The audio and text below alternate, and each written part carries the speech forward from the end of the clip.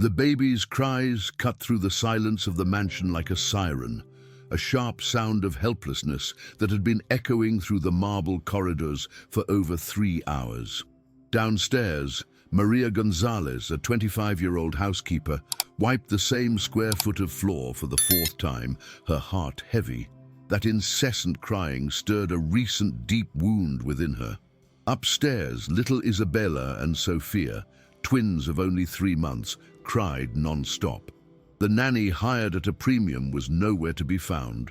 And their father, Alejandro Montemayor, a young millionaire businessman, seemed like a ghost wandering through his own home, lost in a grief that consumed him. Alejandro, with dark circles under his eyes that not even the best coffee in the world could hide, was yelling into the phone at another specialist. "What do you mean you don't know what to do? I've spent a fortune on the best doctors and nothing." The frustration in his voice was palpable. Since his wife died in childbirth 3 months ago, he had been living a nightmare. His daughters, who were supposed to be the light of his life, were a constant reminder of his loss, and their crying was the soundtrack to his failure as a father. He felt useless, unable to soothe the pain of his own children. Esperanza, the head housekeeper who had worked for the family for 20 years, tried to calm him, but Alejandro's helplessness was a wall no one could break through. From the hallway, Maria watched the scene, her heart breaking for the man's pain and, above all, for the baby's suffering. A year earlier, she had lost her own child, a pain that still tore her apart inside. The twins' incessant crying wasn't just noise, it was an echo of her own tragedy, a call she felt in her soul. When Alejandro, in an act of pure desperation, grabbed the strollers and ran out of the house, yelling that he was taking them to the hospital again, the mansion finally fell into a heavy silence. But for Maria, that silence was even more frightening. She went up the stairs, her heart pounding, and found the girls' room empty, but still vibrating with the energy of pain. A desperate father, babies who won't stop crying, and a housekeeper carrying a secret sorrow. What connects these 3 souls? If you believe that compassion can arise in the darkest moments, subscribe to the channel and like this video to unravel this emotional mystery. The twins' crying was a double-edged sword for Maria. It awakened in her an overwhelming compassion, and at the same time dragged her back into the abyss of her own loss. A year earlier, she too had dreamed of a crib, of the scent of a newborn. But her dream dissolved into a silent loss at 4 months of pregnancy, a grief she carried inside, invisible to the world. That's why she didn't just hear Isabella and Sofia's cries. She heard the echo of her own unborn child. While others in the house saw a medical problem to be solved, Maria felt the true nature of that sound. A deep loneliness, a need for affection that no medicine could cure. The shadow that loomed over the mansion had a name, Dr. Victoria del Valle. A respected pediatrician and a family friend for years, she had become the ultimate authority in the twins' lives since their mother's death. As the babies were born, premature and fragile, Alejandro, in his desperation, had given her total control. He saw her as a savior, the only person capable of ensuring his daughter's survival. Victoria, in turn, nurtured this dependence. Her visits were daily, her prescriptions constant. She explained the incessant crying as a consequence of the girls' fragile systems, a condition that only her specialized medication could control. Her word was law, and no one in the house dared to question her. The first miracle and the first seed of suspicion occurred on an afternoon of desperation. Alejandro returned from the hospital, defeated. The doctors had found nothing wrong with the twins, but they wouldn't stop crying. Maria was finishing cleaning the room when he entered, holding Isabella, who was squirming in his arms. In a gesture of pure instinct, Maria held out her arms, and Alejandro, exhausted, handed his daughter over. The moment she touched Maria's embrace, the baby stopped crying. A sudden, miraculous silence filled the room. Isabella snuggled into the housekeeper's chest and fell into a deep sleep. Alejandro and the head housekeeper were speechless, but Maria felt something more. She felt that the problem with these children was not a disease, but the absence of a medicine called love. The newfound peace in the mansion was shattered by the arrival of Dr. Victoria. She entered the twins' room with the authority of someone who commands that territory, but her professional smile froze when she saw the scene. The two babies, whom she had left in a state of chronic agitation, were sleeping serenely, one in her father's arms, the other being cradled by Maria. Relief was not her first reaction. It was a flash of controlled fury in her eyes. That miracle of tranquility was a direct threat to her carefully constructed plan, proof that the solution to the children's suffering was not in her syringes, but in the arms of a simple housekeeper. With the skill of an experienced manipulator, Victoria pulled Alejandro into the hallway, her voice a whisper of false medical concern. "Alejandro, you can't allow this. What has this woman done to them?" She began to plant the poison of a doubt. What is her background? What if she has some disease? What if this calming effect is a reaction to some cleaning chemical? Premature babies are fragile. Any unsterilized contact is a risk. She transformed an act of love into a dangerous, unauthorized procedure, using the language of science to invalidate the language of the heart. And Alejandro, tired and vulnerable, began to waver. Back in the room, Victoria addressed Maria directly, her voice now a scalpel of contempt. "Understand. Your job is to clean the floors. You are not permitted to touch my patients." The humiliation was public, demoting Maria from savior to a source of contamination. "Your hands carry germs. For the children's sake, from now on, you are forbidden from having any direct contact with them. It's a medical order." The injustice was overwhelming. The affection that had healed the girls was now classified as a biological hazard. Maria, heartbroken, retreated, confused and hurt, watching the miracle she had just performed be turned into a crime. Alone in the room later, Victoria revealed her true face. From her medical bag, she took out not a sedative, but a vial with a mild, flavorless stimulant. With the precision of someone who knows her craft, she injected the liquid into the twins' bottles. Her plan was diabolical: to keep the children in a constant state of agitation, making them dependent on her cure, so that she would become indispensable to Alejandro and, eventually, the new lady of the house. The act of Maria, which had brought peace, had to be erased. The war for control of that family would be won with chemistry and deceit, and Victoria, the doctor, was the master of weapons. Esperanza, the head housekeeper, was the living memory of that mansion. In her 20 years of service, she had witnessed the height of the family's happiness, and more recently, its tragic fall into the darkness of grief. She heard the twins' first cries the day they were born, a sound that was quickly muffled by the news of their mother's death. For months, she watched, heartbroken, at Alejandro's despair and the infant's incessant suffering. That is why, when she saw Maria, with a simple touch, bring a peace that seemed impossible, she felt as if a window had been opened in a long, shuttered room.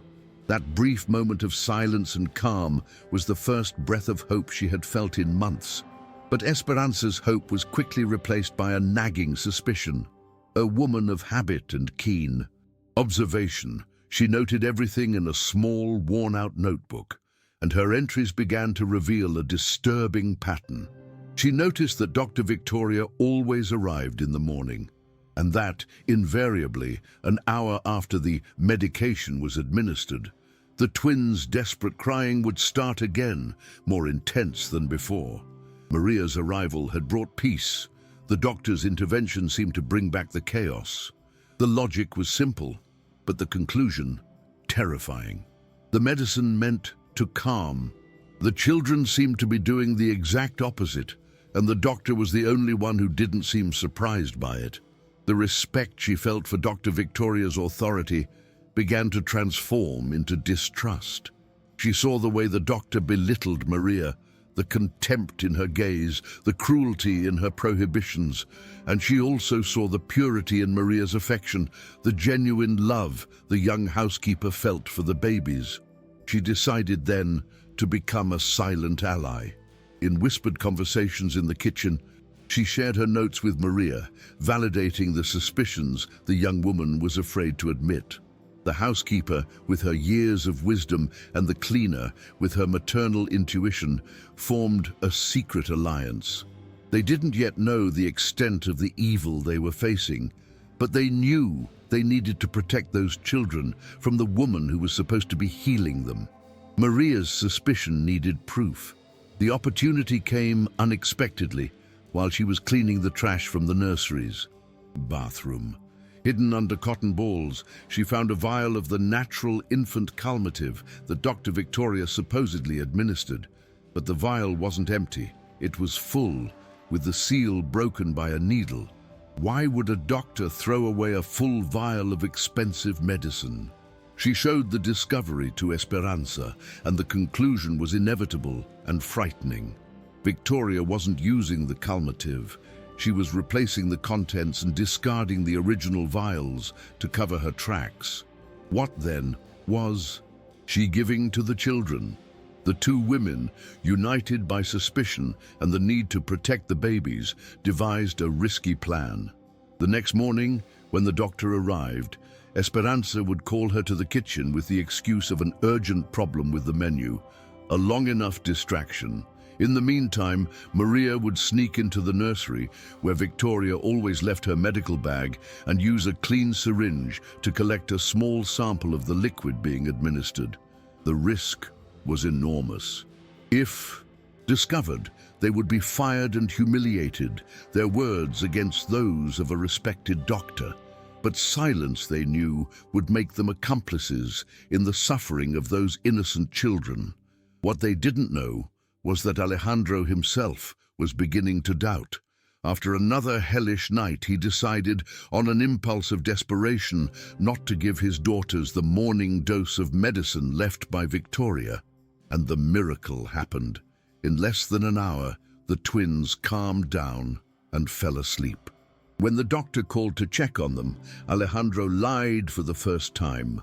"Yes, I gave them the medicine. They're doing great," he said, feeling a strange taste of conspiracy.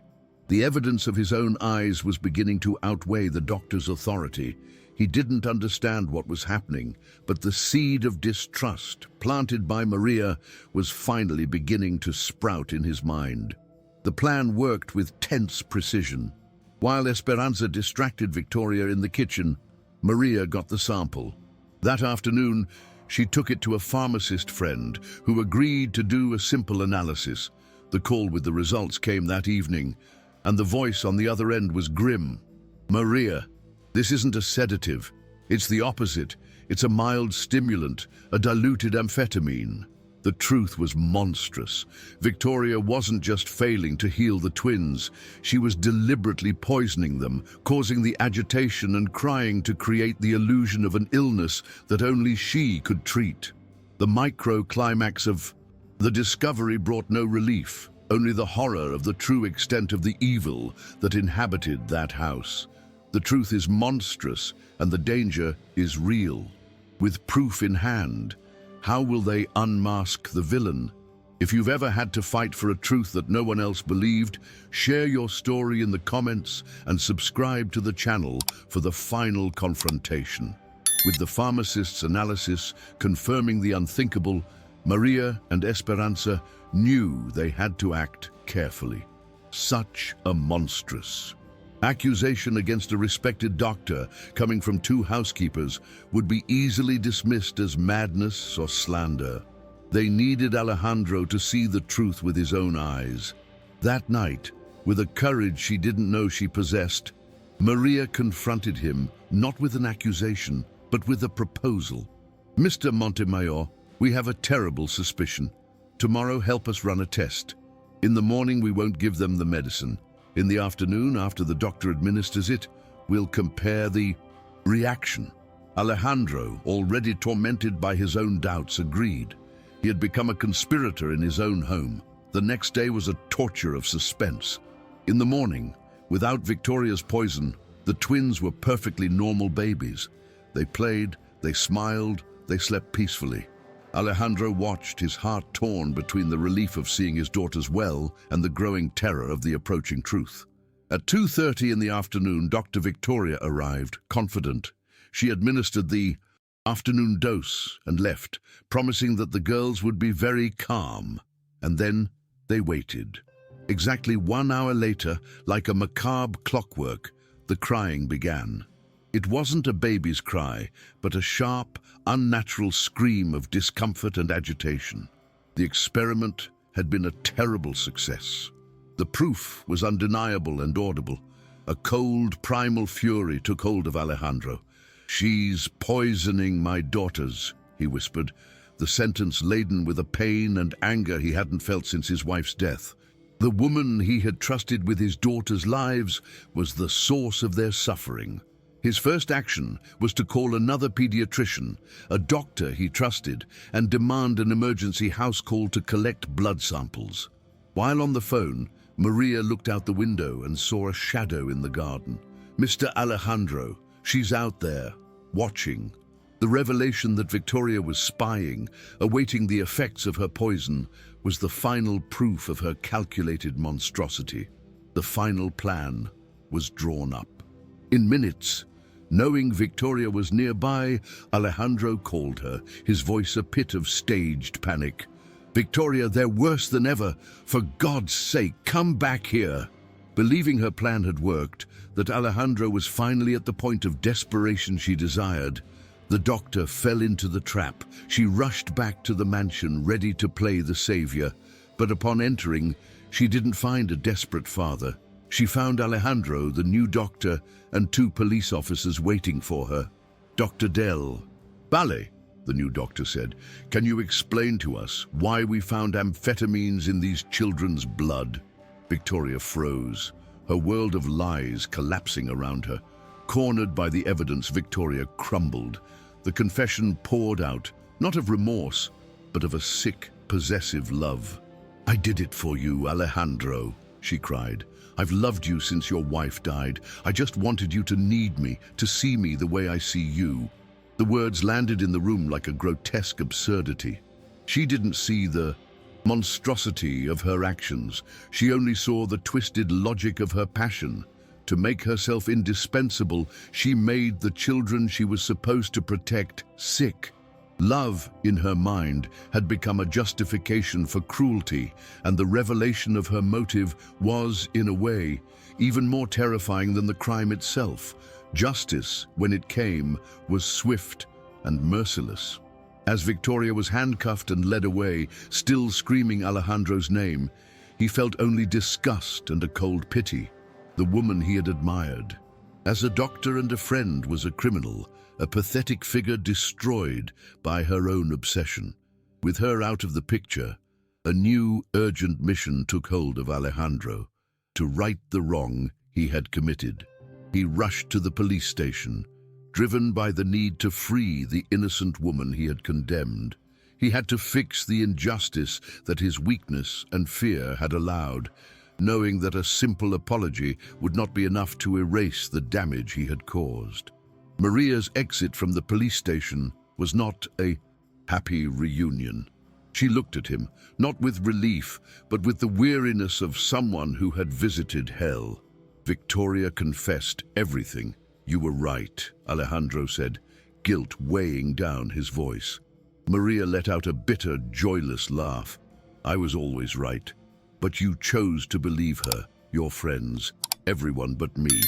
Her words were not an accusation. They were a fact, a mirror reflecting his true failure, not of being deceived, but of having sacrificed the truth to appease the opinion of his social circle. He hadn't trusted the one person who truly cared. "Please come home. The girls need you," he begged. Her refusal was immediate and sharp. I can't go back to a place where my safety and dignity depend on the boss's mood or the neighbor's gossip." The firmness in her voice showed Alejandro that the woman he had fired no longer existed. In her place was a survivor who now knew her own worth. Desperate, he insisted, promising that he had changed, that he would never doubt her again.